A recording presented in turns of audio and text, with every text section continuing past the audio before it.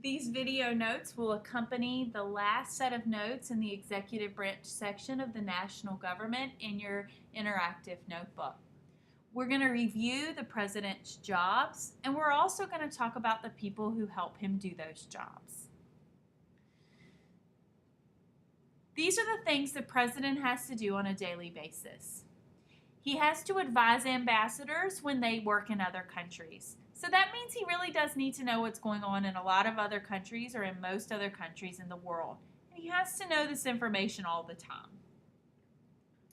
He signs bills into law, which really means he has to know something about agriculture, to education, to spending money, to the nation's defense.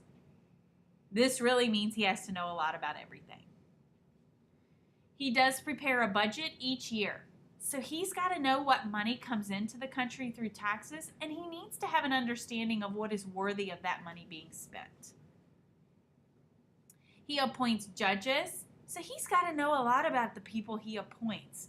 He doesn't want to appoint somebody to a position and they not really have that much experience. He deals with foreign policy. So again, he's got to know a lot about the things going on in other countries. He does send troops to other countries or he takes them out. So he's really got to know what's going on in the world because he doesn't want to waste his resources. So that's a lot of stuff. But have no fear. He doesn't do this alone. Who does he have to help him? He does have his vice president. Although he doesn't really rely heavily on the vice president, he is there in case the president needs him. His go-to people are his cabinet.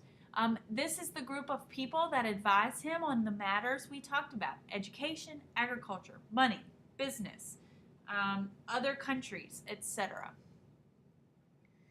Then he has the federal and regulatory agencies, and he does use these guys a lot too. So the cabinet's main job is to help or advise the president. They give him advice on the different subjects that they are masters of, such as, like we said, money, defense, which does include homeland security, agriculture, education, other countries, and much, much more. Those are the 15 cabinet departments. He appoints someone to be the head of each one of them. If someone is appointed to be the head of one of those departments, typically they're called the secretary of and then that department. So for example, the Secretary of State is the head of the Department of State. The only difference is the Department of Justice, which actually has an Attorney General. So there is no Secretary of Justice. He also has the federal agencies as well as the regulatory groups. Their job, just like the cabinet, is to help and advise the president. The three agencies I'd like to focus on for this unit is the Federal Trade Commission, and we did talk about this a good bit in class, also known as the FTC. They protect consumers in a lot of different ways. So one of the things they do is they make sure there's competition, and that helps you because it gives you lower prices and better quality goods. So you want competition. That's the opposite of a monopoly. They also make sure that products are safe. Most of the time, if a product is not safe, it doesn't make it to the shelf.